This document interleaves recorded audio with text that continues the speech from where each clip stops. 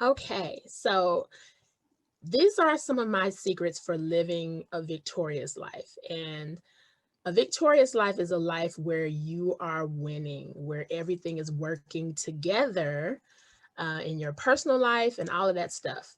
And so, in order to live victoriously, the first tip I have is to check in. And the reason I say check in is basically a couple of ways you can do checking in. Checking in with yourself, which as moms, we are always last on our list. Everything and everyone else comes before us. And just imagine me virtually reaching through the screen and you grabbing you by each of your cheeks and going, stop it. We cannot be last on the list. We have to check in to know how we're doing.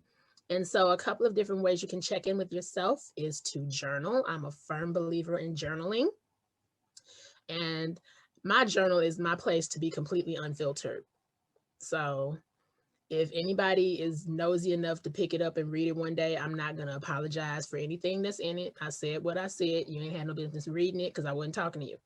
Uh, that's how raw and honest my journaling is. And we all need a space to do that.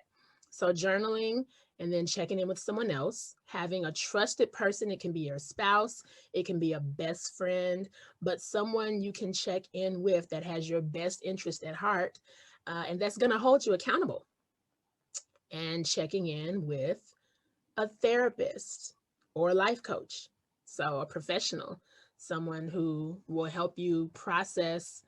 Either therapist is for processing unhealed traumas or dealing with the past or anything, because anything that's not dealt with is going to creep into your present and you're not going to be able to live victoriously.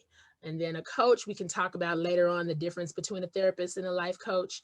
If you're trying to accomplish something, a personal goal or a business goal, having someone else, a professional that you can check it with. But definitely checking in, checking in. So that's my first tip. Love that.